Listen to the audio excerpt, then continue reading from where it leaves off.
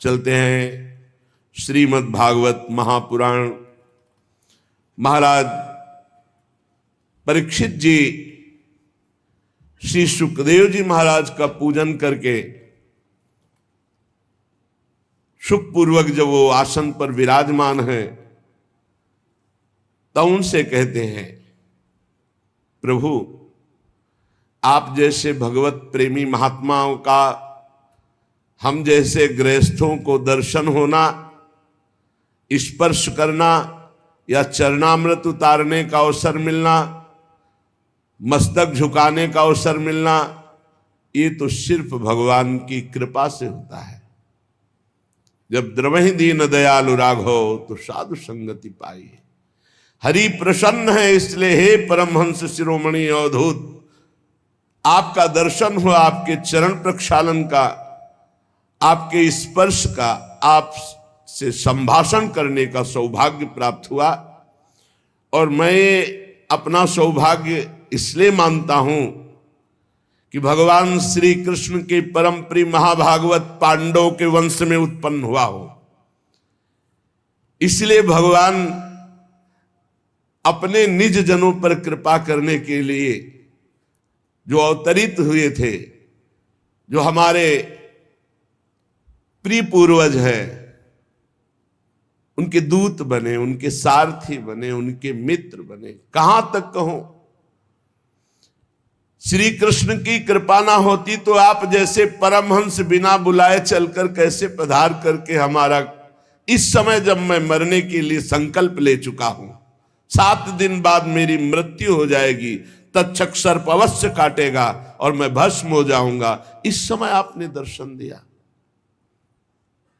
अन्यथा ते अव्यक्त गते दर्शनम न कथम निर्णाम नितराम म्रियमाणानां संसिद्धस्य वनीयशः अतः पृच्छामि संसिद्धिं योगिनां परमं गुरुं पुरुषस्य यत्कार्यं म्रियमाणस्य सर्वथा। इसलिए मैं हाथ जोड़कर आपसे प्रश्न करता हूं, आप योगियों के परम गुरु हैं,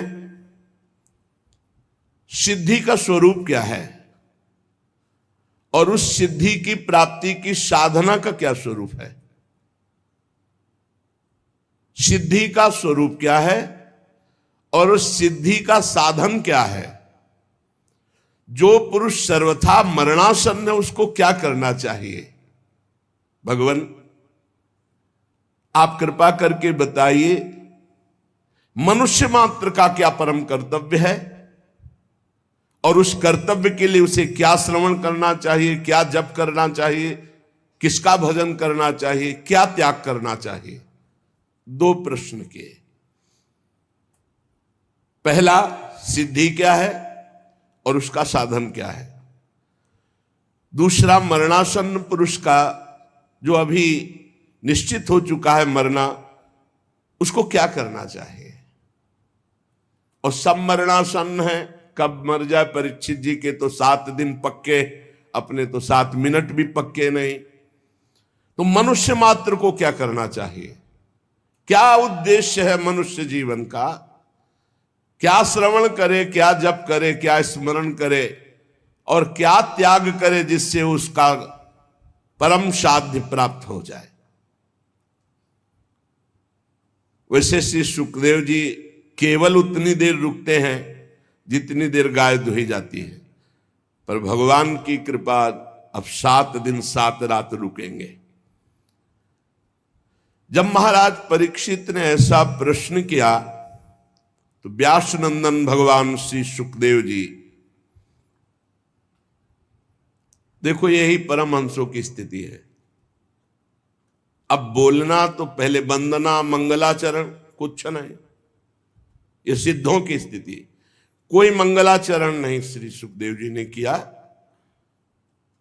आगे चलकर जब दोबारा प्रश्न करते हैं तब मंगलाचरण ही, भगवान श्री कृष्ण का स्तवन ही करते चले जा रहे हैं।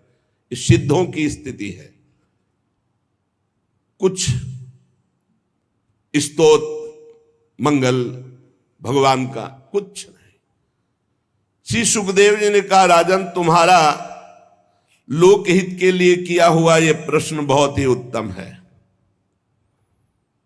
बड़ा उत्तम प्रश्न किया तुमने। पहले होना चाहिए स्तवन वंदन, जब जे ही वाक्य खुले तो पहला वंदन। यही सिद्ध परमहंसों की अवधूत जनों की स्थिति है। प्रश्न क्या सीधे उत्तर, प्रश्न की महत्ता, तुमने जगत मंगल के लिए यह प्रश्न किया, बड़ा उत्तम प्रश्न है। आत्मविद सम्मतः पुंसाम श्रोतव्यादि यह परहा। राजन, मनुष्यों के लिए तो बहुत सी बातें कहने को होती हैं, सुनने को होती हैं, स्मरण करने को होती हैं, पर आत्मज्ञानी पुरुष के लिए नहीं।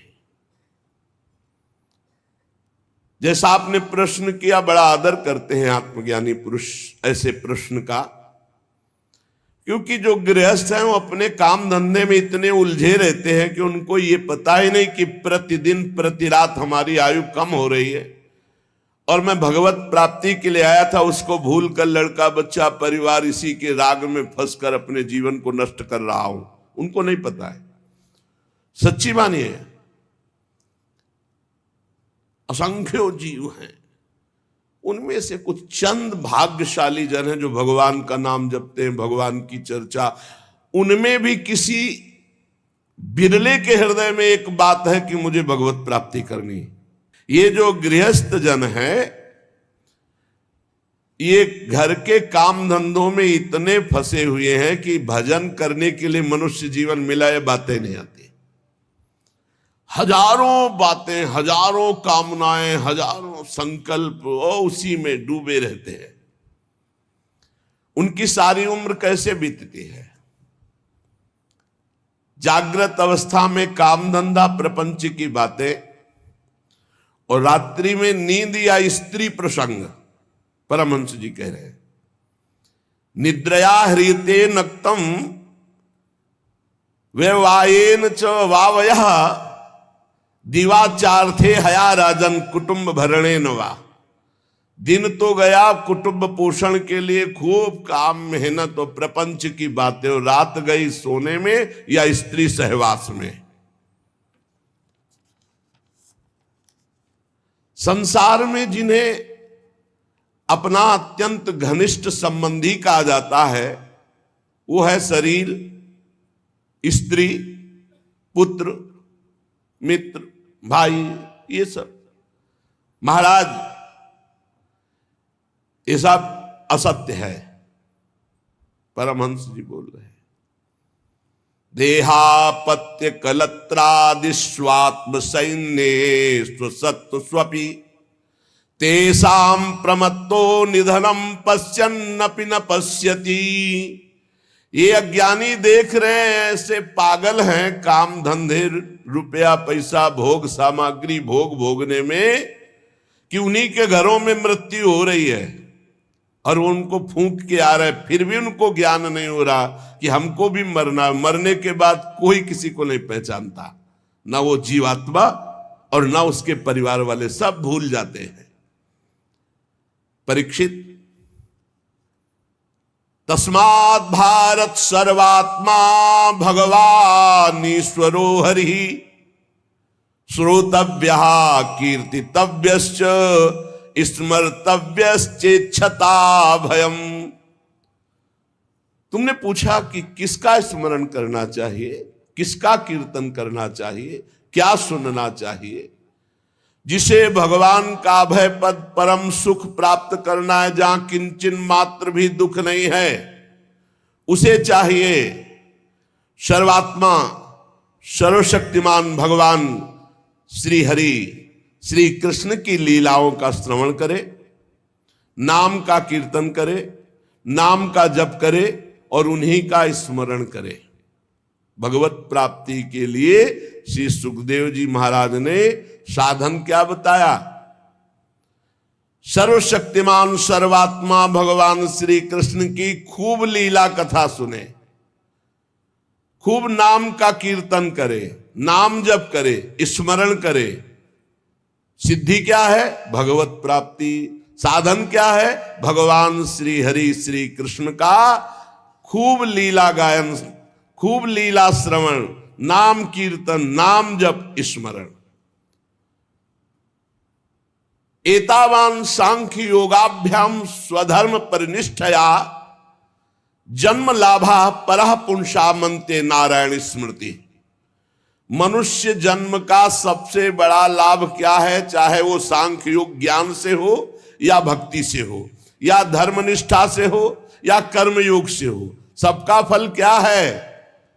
अखंड भगवान की स्मृति। ये फल है। सब साधनों का फल क्या है? सब साधन कर यह फल सुंदर, प्रभु पद पंकज प्रीति निरंतर। अपने आराध्य देव का निरंतर सतत स्मरण। इसका फल क्या है? मृत्यु के समय भगवान की स्मृति और परम पद की प्राप्ति। जीवन भर साधन भजन करने का फल क्या है? भगवान का अखंड भजन। इसका फल क्या है? अंतिम समय वही अभ्यास भजन का आया और जन्म जन्म की बिगड़ी बन गई, भगवान की प्राप्ति हो गई। परीक्षित, जो निर्गुण स्वरूप में स्थित हैं, विधि निषेध की मर्यादा को लांघ चुके हैं, वो बड़े बड़े जीवन मुक्त महापुरुष भी भगवान श्री कृष्ण की लीला कथा सुनते रहते हैं, गाते रहते हैं, चिंतन करते रहते हैं। फिर विषयी पुरुषों की तो बात जाने दो, जिनका काम हो चुका है, जो निर्गुण अवस्था में स्वरूप बोध में स्थित हैं, जीवन मुक्त हैं, वो भी भगवान की लीला कथा कहते हैं, सुनते हैं। जैसे सनक सनंदन सनातन सनत कुमार जीवन मुक्त महापुरुष, एक प्रवक्ता बन गया, 3 श्रोता बन गए और हर समय हरिश शरणम हरिश शरणम हरिश शरणम।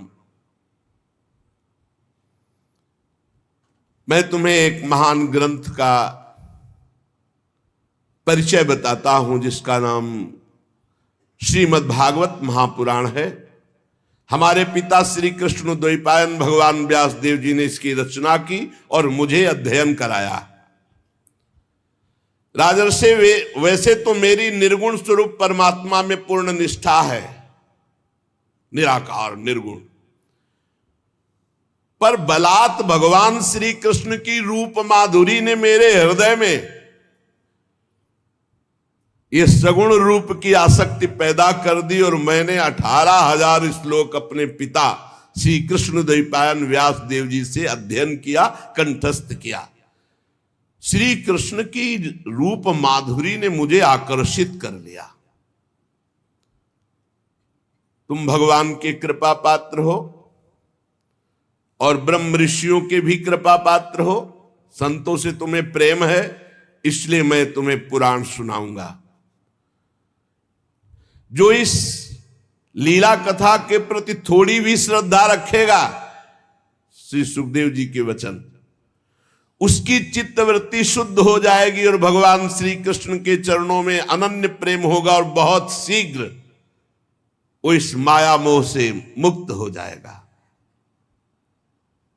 जो लोग इस लोक या परलोक की किसी भी भोग की इच्छा रखते हैं, उनकी समस्त कामनाएं पूर्ण हो जाएंगी ये महापुराण सुनने से। और जिनको संसार दुखमय अनुभव होने लगा है, वो मोक्ष प्राप्त करना चाहते हैं, तो इस लीला कथा सुनने के परिणाम में उसे मोक्ष की प्राप्ति होगी।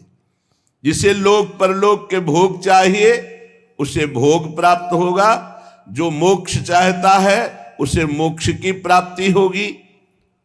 और जो साधक योग संपन्न होना चाहता है, सिद्धियां प्राप्त करना चाहता है, उसको सिद्धियों की प्राप्ति होगी।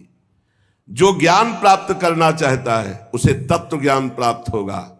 पर सबको चाहिए कि भगवान के नाम का प्रेम से खूब कीर्तन करे, खूब जप करे। हर प्रश्न का उत्तर यही होता है। श्री सुखदेव जी महाराज कह रहे सबको चाहिए, हरेर नामानुकीर्तनम, चाहे लोक परलोक की कामना की पूर्ति, मोक्ष, भक्ति, प्रेम जो चाहिए, एतन निर्विद्यमाना मिच्छतामकुतो भयम योगिनाम नृप निर्णीतम हरिर्नामानुकीर्तनम। सबको चाहिए, क्योंकि सब सिद्धि भगवान के नाम में है। जो नाम कीर्तन करता है, नाम जप करता है, जो चाहेगा वो प्राप्त हो जाएगा। अपने कल्याण साधन की ओर से असावधान रहने वाले इन विषयी भोगी पुरुषों की लंबी आयु अनजाने में पूरी की पूरी व्यर्थ व्यतीत हो जाती है। क्या लाभ है ऐसी लंबी आयु प्राप्त करके? अरे सावधानी से ज्ञान पूर्वक घड़ी दो घड़ी बिता दिया जाए तो वही परम कल्याण का हेतु बन जाएगी। घड़ी दो घड़ी, 24 मिनट, 48 मिनट, बड़ी लंबी लंबी आयु भोगों में प्रपंच में लोग व्यतीत करके मर जाते हैं, कुछ नहीं लाभ ले पाते। और जो ज्ञानी जन सावधान है वो घड़ी दो घड़ी में अपना काम बना लेते हैं। राजर्षि खटवांग को जब पता चला कि मात्र 48 मिनट समय रह गया है हमारी मृत्यु का, बस उसी समय भगवान के नाम में चित्तवृत्ति लगा दी, सारे संसार से हटा के, तो 48 मिनट में भगवान के अभय पद को प्राप्त कर लिया। आपके पास तो अभी समय है, आप निराश ना हो, निरंतर नाम जप करो। कई बार कहा है, आप ध्यान दीजिए सत्संग में कि हर समय राधा राधा हम जप रहे, किसी समय मृत्यु हुई तो हमें भगवान की प्राप्ति हो जाएगी, परम पद मिल जाएगा। परीक्षित, अभी तो तुम्हारे जीवन की अवधि 7 दिन की है। खडवांग ने 48 मिनट में भगवत प्राप्ति की थी। चिंता मत करो, इसी 7 दिन में तुम्हें परम पद में विस्थापित कर दूंगा।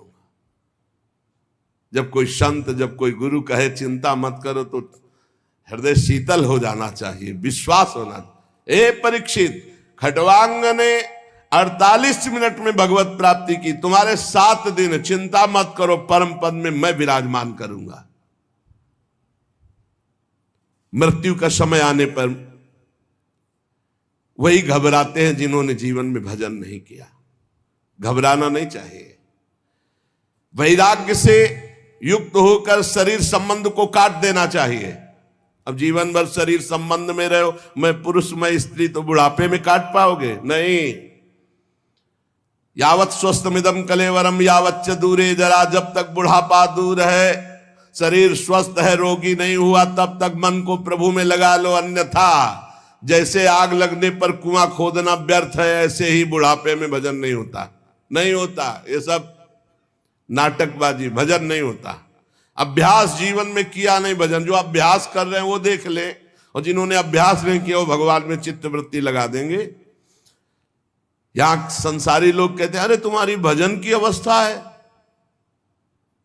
तो जो बोल रहा भजन की अवस्था उससे पूछो तुम्हारी अवस्था क्या है, तुम भजन करते हो? ये जीवन बड़ा कीमती है, केवल भगवत प्राप्ति के लिए। महामुनि परमहंस शिरोमणि श्री सुखदेव जी कह रहे हैं, धैर्य के साथ घर से निकलकर तीर्थ या भगवत धामों का आश्रय ले और वहां एकांत में भगवान का नाम जप या प्रणव गुरु प्रदत्त आ उमा मन ही मन खूब जप करे। जैसे गोकर्ण जी ने अपने पिता को उपदेश किया, छोड़ो चलो भजन। बड़ा कठिन है, बड़ा कठिन है, बातें बनाना अलग है, बहुत कठिन है। जब कोई भगवत प्राप्ति की चाह करना किसी भी संयोग से प्रारंभ करता है तो लड़का बच्चा और पत्नी और परिवार इतना प्यारा लगना लगता है कि पूछो मत। मतलब कैसे तुम्हें बताएं, तुम मोह में हो इसलिए नहीं जानते हो। थोड़ा हटो वैराग्य की तरफ, तब पता। भगवत मार्ग कोई खिलवाड़ नहीं है। अगर थोड़ी भी आशा है तो वहीं पहुंच जाओगे। थोड़ी भी आशा, इसीलिए आशा का कनेक्शन ही काट दिया जाता है। बड़ा धैर्य रखकर घर से निकले, किसी धाम या तीर्थ, अगर अपना कल्याण करना, पूरा जीवन गृहस्थी में व्यतीत कर दिया तो अंतिम बनाओ, किसी धाम या तीर्थ का आश्रय लेकर भगवान का निरंतर नाम जप करते हुए या प्रणव का जप करते हुए बुद्धि को सब जगह से हटा ले, कोई हमारा नहीं। जैसे तितिक्षु ब्राह्मण की कथा एकादश स्कंद में आएगी श्रीमद् भागवत में, जब उसका सब धन नष्ट हो गया, परिवार वाले छोड़ दिए, शरीर बुढ़ापा, तब उसने निश्चय किया अब जितनी आयु बची भगवान को देंगे। तो इतना महापुरुष हो गया कि भगवान उसके चरित्र का गायन किए एकादश स्कंद में। इंद्रियों को सब जगह से हटा ले, बुद्धि को हटा ले, किसके बल से? नाम जप के बल से। और विचार करे कि जैसे हमने पहले बहुत शरीर छोड़े, ऐसे अब इस शरीर छोड़ने का समय आ रहा है, मुझे बिल्कुल विचलित नहीं होना, मेरा कोई नहीं भगवान के सिवा। अब वो भगवान के चिंतन में डूबे और भगवान का ध्यान करे। भगवान के ध्यान करते करते जब वो भगवान में तन्मय हो जाता है, वो आनंद से युक्त हुआ, सोई तमोगुण, रजोगुण, सतोगुण तीनों क्षीण हो गए और वो भगवान के परम पद को प्राप्त हो जाता। पर बड़ा कठिन है, जीवन में अभ्यास नहीं किया तो ये नहीं कर पाओगे, बिल्कुल नहीं कर पाओगे। परीक्षित जी ने पूछा कि आपने जिस धारणा की बात बताई, धारणा से ही तो ध्यान होता है।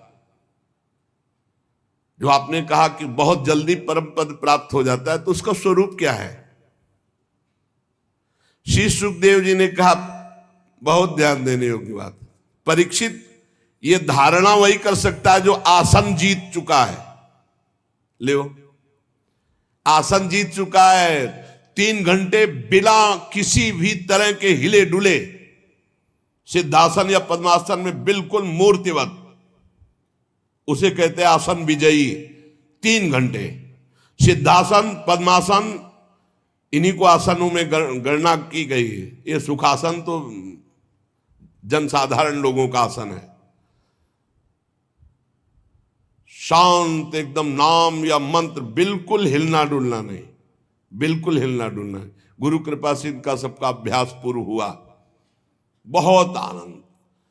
थोड़ी देर तो भीषण कष्ट होता है, फिर शून्याकार स्थिति होती, शून्य एकदम शरीर शांत, बस लक्ष्य में स्थिति है। पहले आसन विजयी, फिर श्वास विजयी। ये जो है श्वास ऐसे पाउडर या आटा ऐसे रख दिया जाए और उसमें धक्का ना लगे, तो उसको कहा जाता है प्राणों का संयमन कर चुका है। फिर आसक्ति विजयी, न शरीर में आसक्ति न परिवार में आसक्ति। फिर इंद्रिय विजयी, तब बुद्धि के द्वारा वो धारणा बनती भगवान के ध्यान की। आसन, श्वास, आसक्ति, इंद्रिय, मन, बुद्धि, सब पर विजय प्राप्त किए, तब भगवान के रूप का ध्यान। इसीलिए कहते हैं नाम जप करो, भगवान के आश्रित रहो, भगवत प्राप्ति हो जाएगी। हमारी बात को पकड़ लो, नाम जप करो, भगवान के आश्रित रहो। आश्रित, भरोसा दृढ़ भगवान का और नाम जप, सब ठीक हो जाएगा, सब ठीक हो जाएगा, सब ठीक हो जाएगा। ये बात पकड़ लो। ये कार्य रूप संपूर्ण विश्व जो कुछ भी था, है, होगा, ये सब का सब ये माया है नहीं, भगवान है इसमें।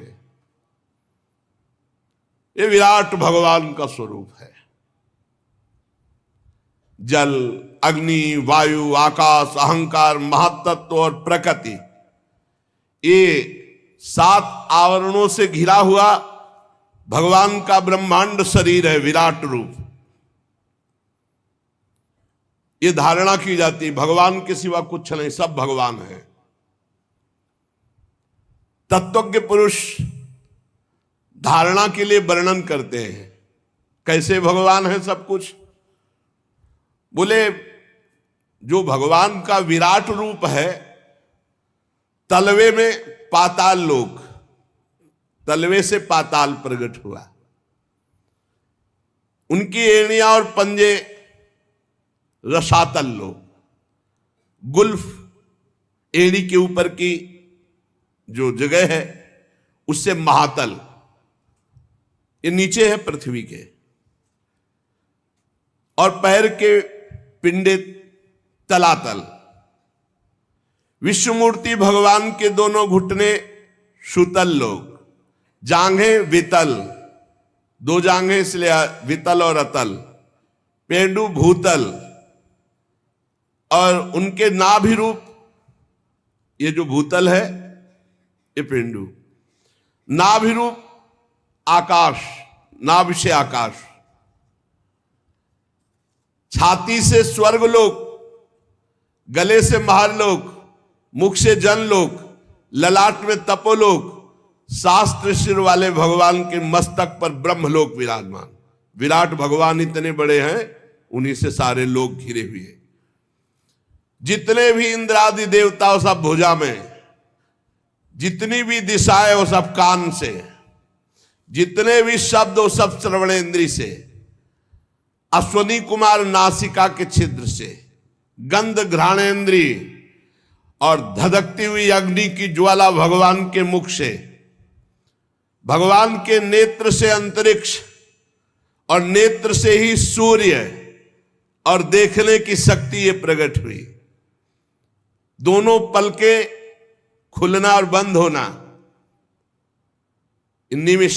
इसी से सृष्टि का लय और रचना होती है, इसी से रात और दिन का विभाग प्रकट हुआ। भ्रू विलास मात्र से ये सब रचना होती है और नष्ट हो जाती है। भ्रकुटी विलास सृष्टि लय होई। भगवान के तालु से जल का प्रादुर्भाव और रस का प्रादुर्भाव हुआ, और वेदों को भगवान की श्वासों से प्रादुर्भाव, जाकी श्वास वेद श्रुति चारी। यमराज का प्रादुर्भाव भगवान की दाढ़ों से हुआ।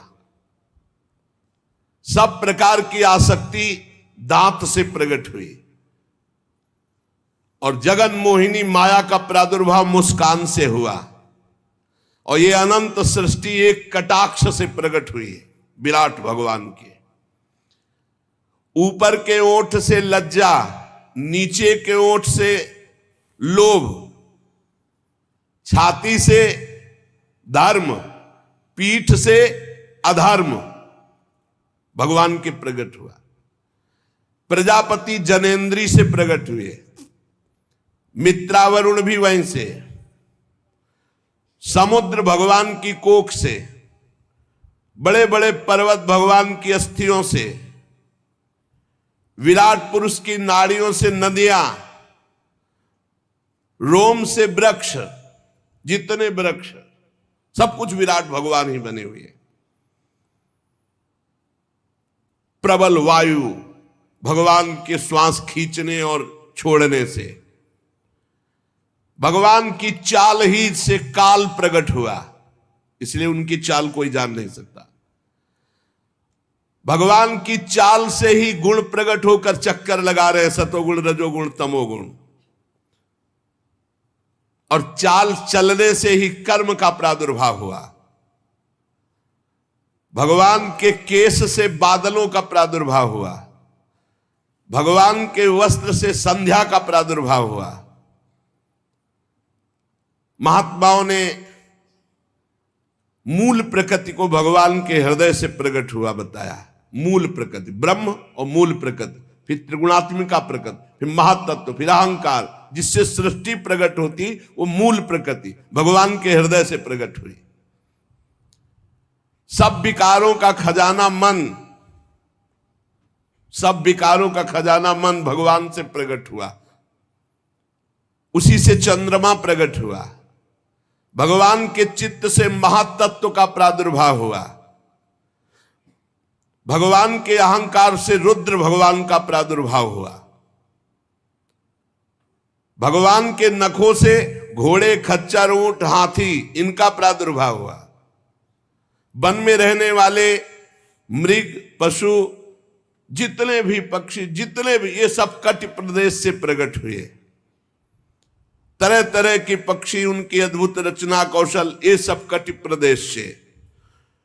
भगवान की बुद्धि से स्वयंभू मनु प्रकट हुए, और मनु की संतान मनुष्य उनके निवास स्थान बने। गंधर्व विद्याधर चारण अप्सराएं षडज समस्त स्वर समस्त गीत स्मृति दैत्य ये सब भगवान के वीर से प्रकट हुए। सप्तम धातु भगवान का ये विराट स्वरूप है, सब कुछ भगवान ही बने हुए हैं। परीक्षित, मैंने तुम्हें भगवान के विराट स्वरूप का वर्णन किया। जैसे स्वप्न देखने वाला स्वप्नावस्था में अपने आप को अनेक रूपों में देखता है, पदार्थ भी वही, व्यक्ति भी वही, कुछ और नहीं, केवल वही स्वाप्निक। ऐसे ही ये सब स्वाप्निक है। विराट भगवान ने जो पैदा किया माया के द्वारा, ये सब स्वाप्निक है। इसमें सत्य केवल भगवान है। जो इसमें रम जाता है उसका अधापतन हो जाता है। इस रचना में जो रम जाता है उसका अधापतन हो जाता है, दुर्गति को प्राप्त होता है। श्री सुखदेव जी ने कहा, सुनो परीक्षित, सृष्टि के प्रारंभ में जो ब्रह्मा जी भगवान के नाभि कमल से प्रकट हुए, उन्होंने इन्हीं विराट पुरुष की धारणा की थी, तब उनको स्मृति प्राप्त हुई थी जो प्रलय काल में विलुप्त हो जाती है। उन्हीं की दृष्टि से अमोघ बुद्धि निश्चयात्मिका हो गई, तब ब्रह्मा जी ने जगत को पुनः रचा जो प्रलय के पहले था। ये वेदों की ऐसी वर्णन शैली है कि लोगों की बुद्धि स्वर्ग आदि में फंस जाती है। जीव वासना स्वप्न जैसे देखता ऐसे स्वर्गलोक भी है, एक थोड़ा अच्छा स्वप्न है, कुछ नहीं। सच्चे सुख की प्राप्ति से जीव वंचित हो जाता है, वह है भगवत प्राप्ति। इसलिए विद्वान पुरुष को चाहिए कि जितना ये मायाकृत नाटक है, जितने से काम चल जाए उतना काम चलाओ, और हर समय नाम जप करो, समय व्यर्थ मत जाने दो। ये सब माया है, मायाकृत रचना है। जितना प्रयोजन जिस वस्तु से रखोगे उतना ही बंधते चले जाओगे। अपनी बुद्धि को बचाओ, वस्तु व्यक्ति स्थान से और श्री भगवान में लगाओ। संसार के पदार्थ प्रारब्ध के अधीन हैं। चाहे जितना पढ़ लिख ले हो, अगर तुम्हारे प्रारब्ध में है कि धन मिलेगा तो मिलेगा, नहीं तो पढ़े डिग्री लिए घूमो, ना नौकरी मिलेगी ना धन मिलेगा। लेकिन भगवान का भजन कर लो तो भगवान मिल जाएंगे, प्रारब्ध के अधीन नहीं। सुख दुख प्रारब्ध के अधीन है, पक्का समझ लो। तुम्हारा प्रयत्न निष्फल होगा यदि तुम्हारे प्रारब्ध में धन नहीं है। प्रारब्ध में धन है तो प्रयास ना होने पर भी देख लो खूब धन वैभव, लेकिन प्रारब्ध में सुख और दुख होता है, भगवत प्राप्ति नहीं। इसलिए ऐसा भजन करो कि प्रारब्ध को नष्ट कर दो, सुख और दुख से परे परमानंद में निमग्न हो जाओ। ये मनुष्य शरीर इसलिए मिला है। परीक्षित, जब जमीन में सोने से काम चल सकता है तो पलंग के लिए क्यों प्रयास करें? भजन करो, काहे को? जब भुजा भगवान ने दी है उससे तकिया का काम चल जाता है तो तकिया लाने की आवश्यकता क्या है? भजन के लिए जन्म हुआ, भजन के लिए। जब अंजलि से काम चल सकता है तो बहुत से पात्र बटोरने की जरूरत क्या है? जब वृक्ष की छाल या साधारण वस्त्र पहनने से काम चल सकता है तो सब विलासिता की जरूरत क्या है? भूख लगने पर शरीर पोषण के लिए भगवान सबकी व्यवस्था किए हैं, फिर उसके प्रयास में इतना कि पूरा जीवन ही नष्ट कर देना, खान पान भोग सामग्री बस। भगवान जल वायु भोजन और पृथ्वी का आधार इस सब को फ्री दिए, सबको, चराचर जगत को। आवश्यकता की पूर्ति भगवान ने स्वयं कर दी है। चाह की पूर्ति के लिए तुम्हें भटकना पड़ेगा, और सब आवश्यकता से तृप्त नहीं है, चाह में भटक रहे, सब चाह में। बहुत विलासिता में जीव जीवन व्यतीत करके भगवत विमुख सब का सब नष्ट कर देता है। शरीर को जितना आप विलासी बना दोगे उतना ही परेशानी है। ये जो आजकल चले ना भोजन बाजार वाले, जो खूब चकाचक स्वाद वाले, यही सब। अरे दाल रोटी खाओ, प्रभु के गुण गाओ, थोड़ा व्यायाम करो, प्राणायाम करो, शरीर स्वस्थ, भगवान का चिंतन करो, खूब समाज सेवा, जो किसानी, व्यापार, नौकरी, ये सब भगवान की सेवा है। भगवान सबको वास दिए अपने हिसाब से, लेकिन जब आपकी चाहत हो गई है तो आप परेशान हो रहे हैं। अरे भगवान क्या शरणागतों की रक्षा नहीं करते? ये बुद्धिमान लोग भगवान के मार्ग में भी आकर के धन के अभिमान में घमंडी लोगों की चापलूसी क्यों करते हैं? श्री सुखदेव जी कह रहे भगवान के भक्त होकर के इन देहाभिमानी धनाभिमानी लोगों की चापलूसी क्यों करते हैं? अरे विरक्त हो गए, हृदय में भगवान को विराजमान करना है कि इन धनियों की चापलूसी करनी है। भूत भविष्य लोक 14 में भय होए हरि प्यारे, 300 व्यवहार हमारो अभिमान इनते न्यारे। पक्का बहुत बच के रहना है, सावधान हुए हो। भगवान को हृदय में विराजमान करने के लिए विरक्त भगवत मार्ग के पथिक या भक्त, और चापलूसी शुरू कर दी धनियों की।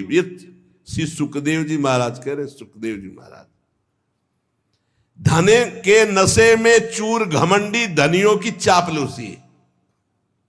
हृदय में विराजमान स्वता सिद्ध भगवान की प्राप्ति के लिए जब चले तो भगवान या भगवान के प्रेमी अकिंचन जन और या जे दीन प्यारे वेद पुकारे, हमारे भगवान को ले कहा गया, ऐसे दीन जनों को प्यार। धन के नशे में चूर घमंडी धनियों की चापलूसी, विरक्त क्यों? श्री सुखदेव जी महाराज कह रहे हैं, इसलिए बहुत सावधान। क्या विश्वंभर भगवान पर भरोसा नहीं? जन्म मृत्यु के चक्र में डालने वाले धन और धनी और अज्ञान और अज्ञानियों का संग बिल्कुल ना करे। भरोसो दृढ़ इन चरणन के रू। अरे कुबेर जैसे जिनके सेवक हैं, अनंत महिमामयी लक्ष्मी जी जिनकी दासी हैं, उन भगवान के दास होकर किसी से आस कहावे मोर दासा करे तो छनरन के आशा, तो कहां रहा विश्वासा। रुपया पैसा बढ़ जाना, भोग विलासिता में रत होना, ये कोई महानता का लक्षण है क्या?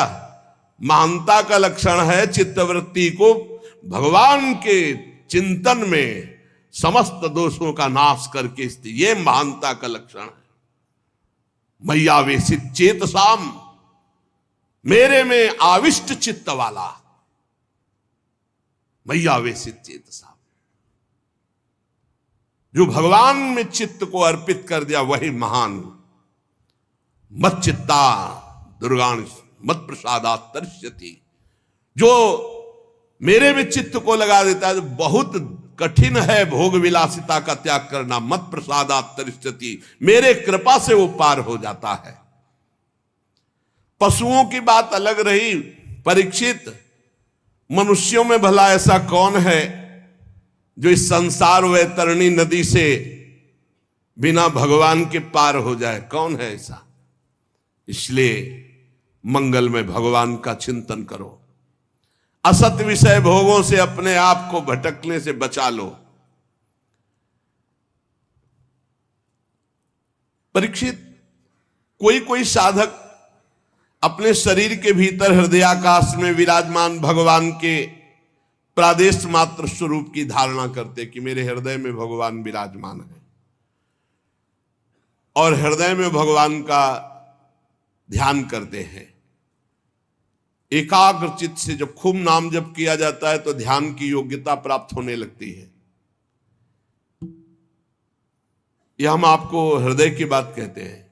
किसी और साधन से ध्यान पक्का नहीं होता, नाम से होता है। जितना नाम जप करोगे उतने रूप प्रकाशित होता चला जाएगा। देखी रूप नाम आधीना। उपासक को दिखाई देने लगता है बड़ा प्रसन्न मुख है श्री भगवान का, कमल के समान विशाल कोमल नेत्र है, कदम्ब के पुष्प की केसर के समान पीला वस्त्र धारण किए हुए हैं, भुजाओं में श्रेष्ठ रत्नों से जड़े हुए स्वर्ण के बाजूबंद शोभायमान है। सिर पर बड़ा ही सुंदर मोर मुकुट, कानों में कुंडल, बहुमूल्य रत्न जगमगा रहे हैं मुकुट में। श्री चरण कमल योगेश्वरों के खिले हुए हृदय कमल की कर्णिका पर विराजमान होने वाले अत्यंत सुकोमल श्याम रंग के प्रभु के हृदय में श्रीवत्स का चिन्ह है। गले में कौस्तुभ मणि, वक्षास्थल में कभी ना कुम्हलाने वाली पुष्पों की माला, कमर में करधनी, अंगुलियों में बहुमूल्य अंगूठी, श्री चरणों में नूपुर, हाथों में कंगन और घुंघराली लटे, बहुत ही सुंदर मन हरण करने वाली चिकनी निर्मल घुंघराली श्याम वर्ण की। मुख कमल मंद मंद मुस्कुरा रहा है, लीलापूर्ण उन्मुक्त हास्य और अपने भक्त की तरफ मंद मुस्कान चितवन से देख रहे हैं, अनुग्रह की वर्षा करते हुए। जब ये रूप हृदय में आता है, उसी समय सब कर्म बंधन छिन्न भिन्न हो जाते हैं। बिना भगवान के रूप दर्शन के कर्म बंधन, इसे भगवत प्राप्ति कहते हैं, भगवत साक्षात्कार। हृदय में भगवान की धारणा की भगवान, अब वो आंख खोला तो सामने भगवान, आंख मूंदे तो भगवान हृदय में। परीक्षित, एक तो ये भगवत प्राप्ति, और एक जब योगी पुरुष अपने शरीर को छोड़ना चाहे, योगी जिसने योग किया है अष्टांग योग, तो किसी देश काल में मन न लगाते हुए सुखपूर्वक आसन पर बैठ जाए, प्राणों को जीत ले, इंद्रियों को संयम में करे और बुद्धि से मन को नियमित करके मन के साथ बुद्धि को क्षेत्रज्ञ में, क्षेत्रज्ञ को आत्मा में, आत्मा को परमात्मा में लीन कर दिया।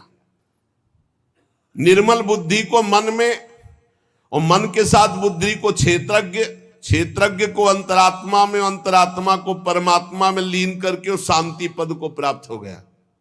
अब उसके लिए कोई कर्तव्य शेष नहीं रहा, वो जीवन मुक्त महापुरुष हो गया। यहां ना सतोगुण है, ना रजोगुण है, ना तमोगुण है। अब काल की भी दाल उस महात्मा के ऊपर नहीं गलती जो ऐसी स्थिति को प्राप्त है।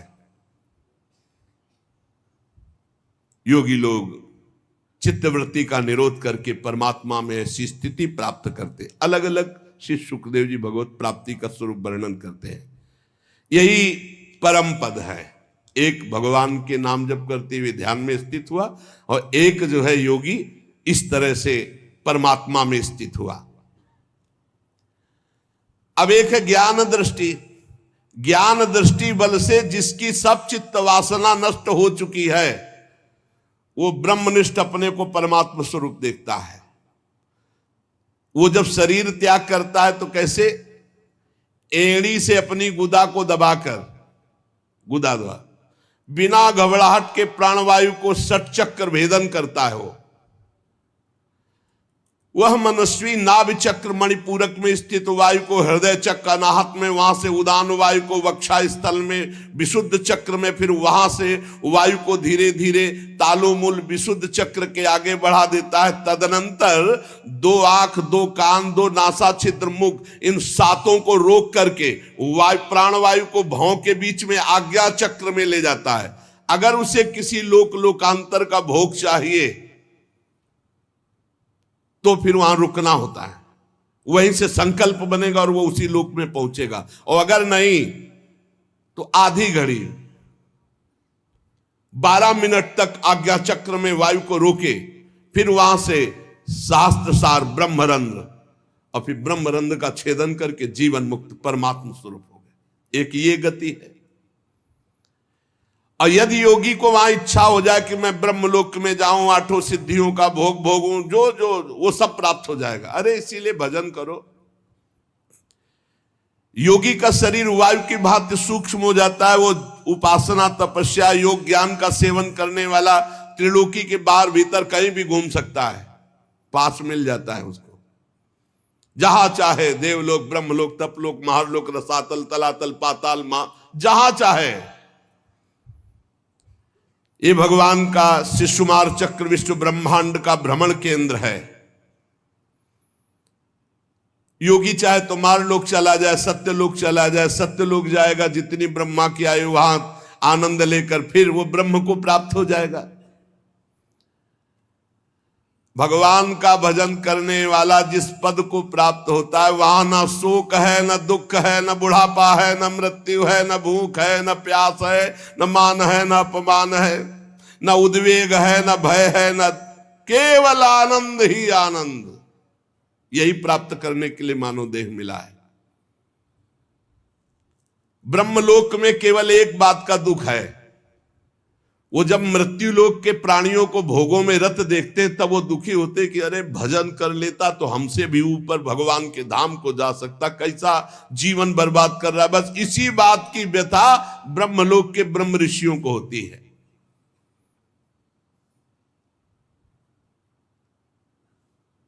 जो ज्योतिर्मय भगवान के स्वरूप को प्राप्त करता है, घ्राणेन्द्रिय को गंध तन्मात्रा में, रसना को रस तन्मात्रा में, नेत्र को रूप तन्मात्रा में, त्वचा को स्पर्श तन, श्रोत्र को शब्द तन्मात्रा में, कर्मेंद्रिय को अपनी अपनी क्रिया शक्ति में अपने अपने सूक्ष्म स्वरूपों को प्राप्त करा देता है। पंचभूतों को स्थूल सूक्ष्म आवरणों को पार करके अहंकार में प्रवेश करता है। सूक्ष्म भूतों को तामस अहंकार में, इंद्रियों को राजस अहंकार में, मन और इंद्रियों को अधिष्ठात्र देवताओं को सात्विक अहंकार में, इसके बाद अहंकार के सहित लय रूप गति के द्वारा महातत्व में, और महातत्व प्रकृति रूप आवरण में, और प्रकृति रूप ब्रह्म में। अब वो ब्रह्म प्राप्त। ये सब योगियों की गति। बड़ा कठिन है ब्रह्म प्राप्ति, वो बड़ा सरल है। राधा राधा राधा मान लो। इसीलिए हम बार बार कहा करते हैं कि हम ऐसे अंधविश्वास में नहीं बोल रहे, बहुत सोच समझ के, बहुत जीवन यात्रा करके बोल रहे हैं। नाम जप करो, भगवान के आश्रित रहो, सारे कर्म भगवान को समर्पित कर दो, भगवत प्राप्ति हो जाएगी। नहीं, देखो कितनी कठिन है। जो तुम समझ नहीं सकते वो करना होता है, तब वो परमाणु यहां फोड़ करके, एक की ब्रह्मरंध्र फोड़ करके हो रही। सुना था? कुछ नहीं पता, बस राधा राधा जपो और जो कर्म हो भगवान को अर्पित करो। वो आनंद स्वरूप परमात्मा को प्राप्त होता है। कितनी नाम की महिमा है। पुत्र के बहाने नारायण बुलाया तो कौनो चक्र नहीं तोड़ना पड़ा और संसार चक्र टूट गया, भगवान की प्राप्ति हो गई। इसीलिए आनंदित रहो, वृंदावन धाम मिल गया भगवान। कितना कठिन। इसीलिए धूप की गर्मी तब तुम्हें छाया समझ में आएगी कि भगवत प्राप्ति है क्या। संसार चक्र में पड़े हुए मनुष्य के लिए बहुत सरल भगवत प्राप्ति। भगवान श्री कृष्ण की लीला कथा गायन, नाम जप, उनकी सेवा, जिससे अनन्य भक्ति हो जाए तो बहुत सरलता पूर्वक भगवत प्राप्ति हो जाए। भगवान ब्रह्मा अपनी पवित्र बुद्धि से 3 बार समस्त वेद शास्त्रों का अनुशीलन किया, फिर यही निकाला कि सबसे सरल उपाय है भगवान का नाम जप करते हुए, भगवान की लीला कथा सुनते हुए भगवान की सेवा की जाए श्री कृष्ण चंद्रजू की, तो सर्वश्रेष्ठ परम पद सहज में मिल जाए। भगवान ब्रह्म कार्त्स्नेन तिरन्वीक्ष मनीषया तध्यवस्यत् कूटस्थो रतिरात्मन यतो भवेत्। भगवान सर्वभूतेषु लक्षितः स्वात्मना हरिः। हमारी आत्मा है, कोई और नहीं, चराचर जगत की आत्मा है। इसलिए परीक्षित सब मनुष्यों को चाहिए कि सब समय तस्मात् सर्वात्मना राजन हरिः सर्वत्र सर्वदा श्रोतव्यः कीर्तितव्यश्च स्मर्तव्यो भगवान नृणाम। सब मनुष्यों को चाहिए कि भगवान श्री कृष्ण चंद्रजू की, बार बार कह रहे, श्रोतव्या, उनकी कथा सुनो, उनका नाम कीर्तन सुनो। कीर्तितव्यश्च, उनकी कथा करो, उनका नाम कीर्तन करो, नाम जप करो। स्मृतव्यो, उनका स्मरण करो। यही तुम्हें भगवत प्राप्ति करा देगा। भगवान के संत जन बड़े उदार हैं, जो भगवान की लीला अमृत का कथामृत का पान कराने के लिए अहेतुकी भाव से दान करते। खूब कानों के दोनों में भर भर कर ये भगवत लीलामृत पान करो, इससे तुम्हारे हृदय का विषैला विष उतर जाएगा, शुद्ध हो जाएगा और तुम्हें इसी जन्म में भगवत प्राप्ति हो जाएगी। परीक्षित, तुमने जो मुझसे पूछा था कि मरते समय बुद्धिमान मनुष्य को क्या करना चाहिए, तो तुम्हें उत्तर दे दिया। सद्यो मुक्ति, क्रम मुक्ति, भगवत भाव से भगवत प्राप्ति। और देखो, अगर भगवत प्राप्ति ना करना चाहे और कोई इच्छा करना चाहे तो मैं उपाय बताता हूं। जिसे ब्रह्म तेज का भाव हो कि मुझे ब्रह्म तेज मिले, तो बृहस्पति जी की आराधना करे। जिसे इंद्रियों की विशेष शक्ति की कामना हो, वो इंद्र देवता की आराधना करे। जिसे पुत्र प्राप्ति की चाह हो कि हमारे लड़का हो जाए, तो प्रजापतियों की उपासना करे। जिसे लक्ष्मी की चाह हो, वो महामाया आद्या शक्ति देवी की आराधना करे। जिसे तेज चाहिए कि जो मैं बोलूं, जो मैं कहूं वैसे सब माने, तो अग्निदेव की आराधना करे। धन चाहिए तो वसुओं की, प्रभाव और वीरता चाहिए तो भगवान शंकर की, रुद्र की। अन्न चाहिए तो अदिति की, स्वर्ग चाहिए तो देवताओं की, राज्य की अभिलाषा हो तो विश्वदेवों की, समाज को अपने अनुकूल बनाना हो तो साध्य देवताओं की आराधना करे। आयु बढ़ानी हो तो अश्वनी कुमारों की आराधना करे।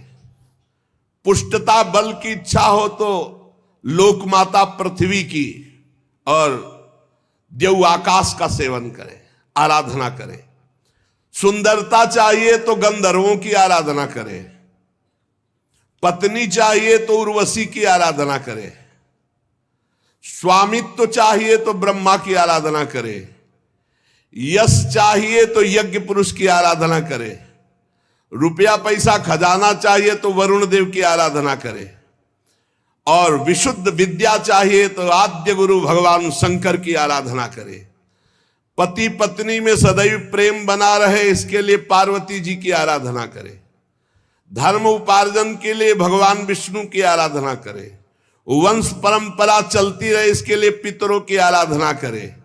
हमारा वंश सुरक्षित रहे, इसके लिए यक्षों की आराधना करे। बलवान वंशज हो, इसलिए मरुदगरुण की आराधना करे। राज्य चाहिए तो मनवंतरों के अधिपति देवताओं की।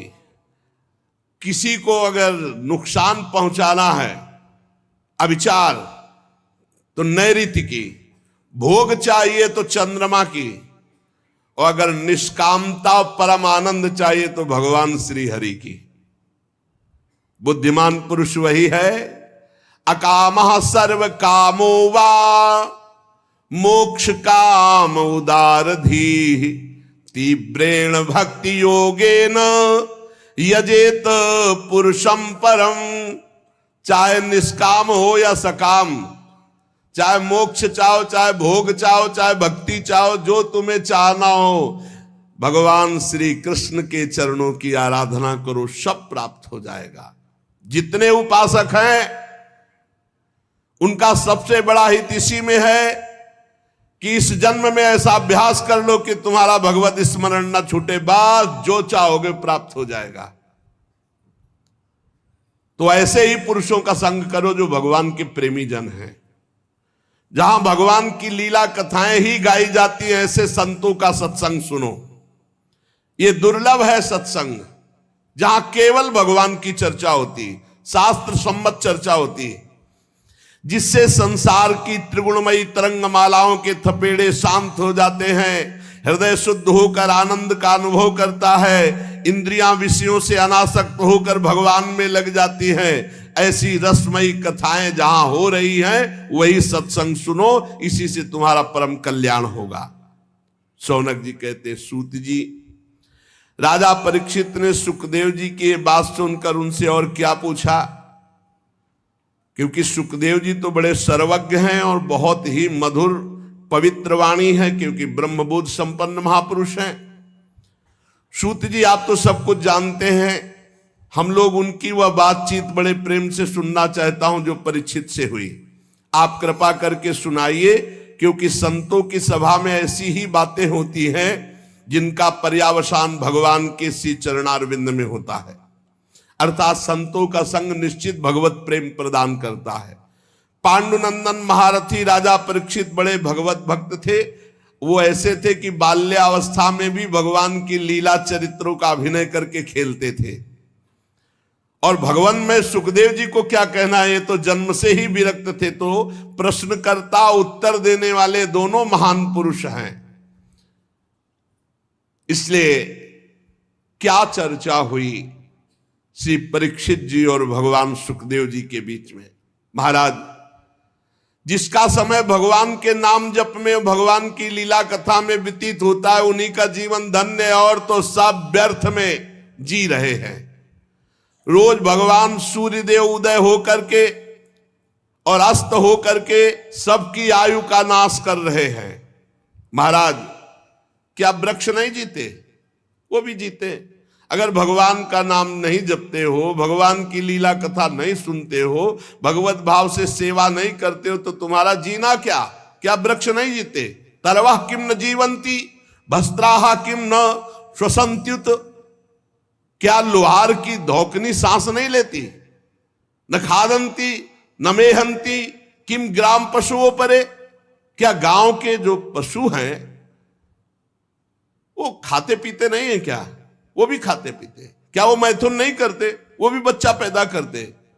तुम मनुष्य होकर के यही खाना पीना, श्वास लेना, बच्चा पैदा करना, सोना जागना, तो तुम्हारा मनुष्य जीवन किस बात से श्रेष्ठ रहा? अरे जिसके कान में भगवान का नाम नहीं पड़ा, भगवान की लीला कथा नहीं पड़ी, वो नर पशु, कुत्ते, ग्राम सूकर, ऊंट और गधे से भी गया बीता है।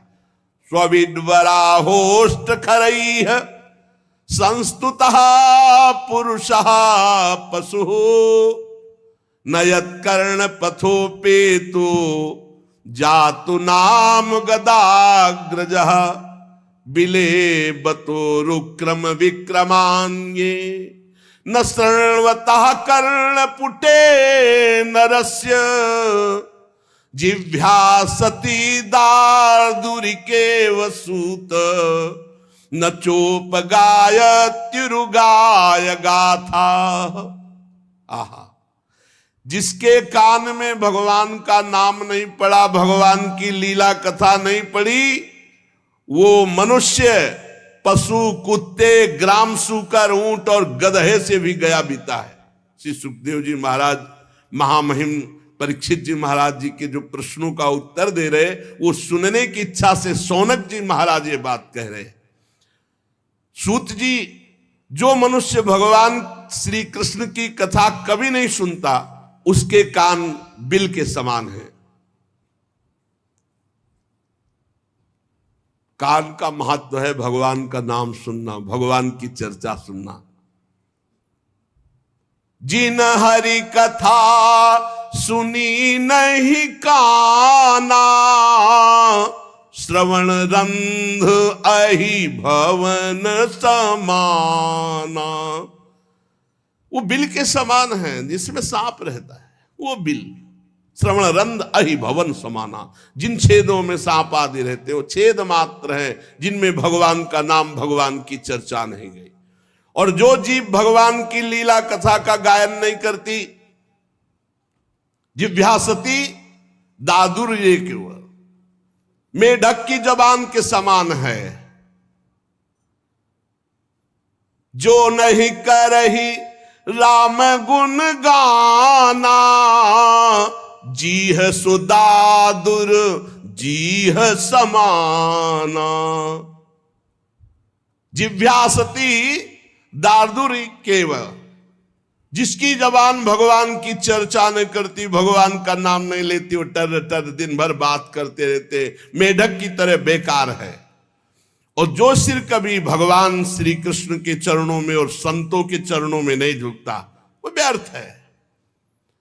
ते सिर कटु तुमरी समतूला, जे न नमत हरि गुरु पद मूला। जो भगवान के चरणों में, संतों के चरणों में, गुरुदेव के चरणों में सर नहीं झुकता, कड़वी लौकी के समान व्यर्थ है। वो रेशमी वस्त्र और सुसज्जित मुकुट धारण करने में भी वो बोझा मात्र है। जो हाथ भगवान की सेवा पूजा नहीं करते, वो सोने के कंगन से भूषित होने पर भी मुर्दे के हाथ है। हाथों की महत्ता भगवान की सेवा, समाज की सेवा, माता पिता की सेवा, संत गुरु की सेवा, पशु पक्षी की सेवा। जो आंखें भगवान का, श्री विग्रह का दर्शन नहीं करती, संतों के दर्शन नहीं करती, वो जैसे मोर के पंख में आंख बनी हुई है, व्यर्थ ऐसे ही है। नयनन संत दरस नहीं देखा, लोचन मोर पंख सम लेखा। जिनके नेत्र भगवान का श्री विग्रह और संत जन, गुरुजनों के दर्शन नहीं करते, बेकार के चिन्ह मात्र वो नेत्र हैं। जो मनुष्य अपने पैरों में चलने की शक्ति रखकर धाम की परिक्रमा नहीं करता, भगवान की लीला स्थलियों का भ्रमण नहीं करता, वो बेकार के पैर हैं, उन पैरों का कोई महत्व नहीं।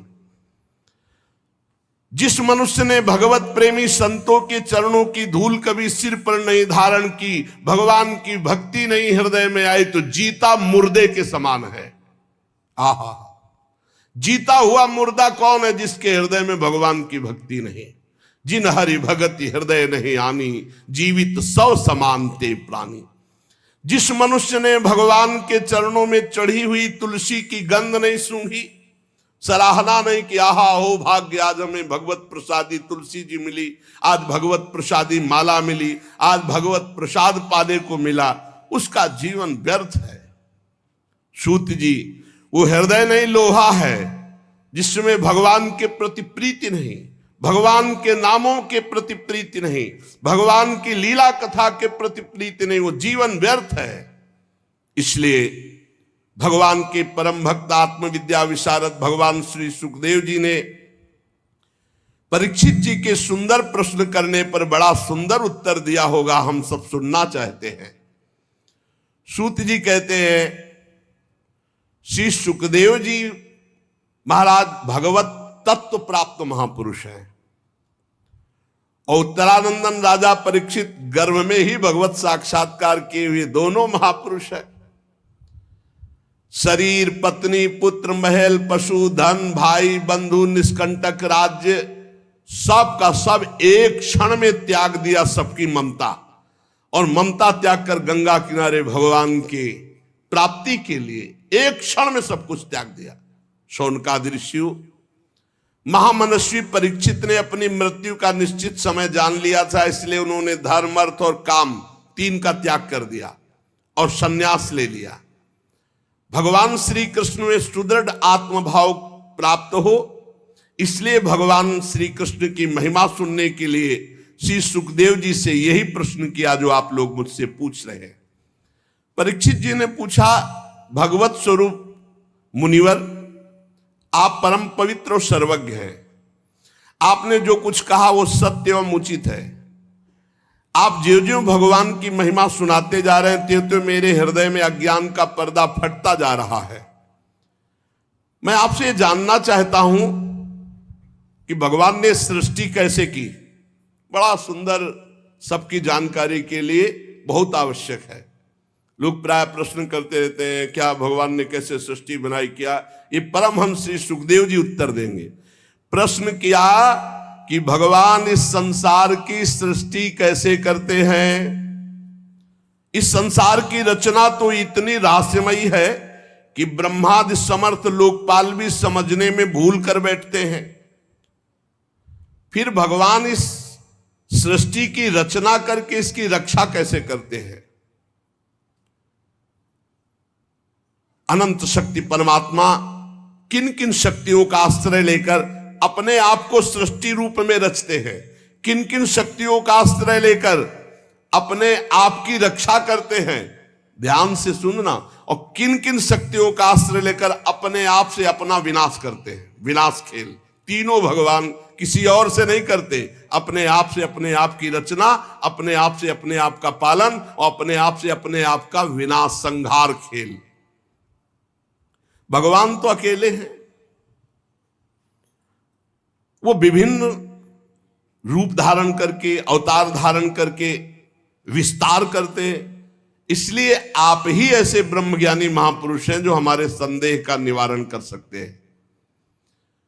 श्री सूत जी कहते हैं, राजा परीक्षित ने भगवान के गुणों का वर्णन करने के लिए जब ऐसा प्रश्न किया, अब देखो, अब ध्यान आया कि भगवान का मंगलाचरण करना चाहिए, सारे उत्तर पीछे ही देती है। अब श्री सुखदेव जी को, ओहो, उन पुरुषोत्तम भगवान के चरण कमलों में मेरे कोटि कोटि प्रणाम। प्रश्नोत्तर, यह है परमहंस स्थिति, जो संसार की उत्पत्ति स्थिति प्रलय की लीला करने के लिए सतोगुण रजोगुण तमोगुण रूप तीन शक्तियों को स्वीकार करके अपने आप को ब्रह्मा रूप में, भगवान विष्णु रूप में और भगवान शंकर के रूप में सृजन पालन और संहार करते हैं।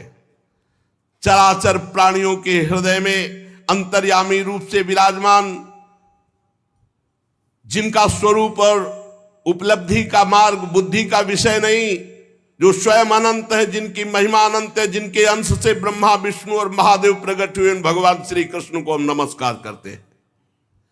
हम पुनः पुनः उन भगवान श्री कृष्ण के चरणों में नमस्कार करते हैं जो सत्पुरुषों का दुख मिटाकर उन्हें प्रेम दान करते हैं, दुष्टों की सांसारिक बढ़ती रोककर उन्हें मुक्ति देते हैं, और हम परमहंसों के एकमात्र आश्रय हैं, उनकी अभीष्ट वस्तु का दान करते हैं।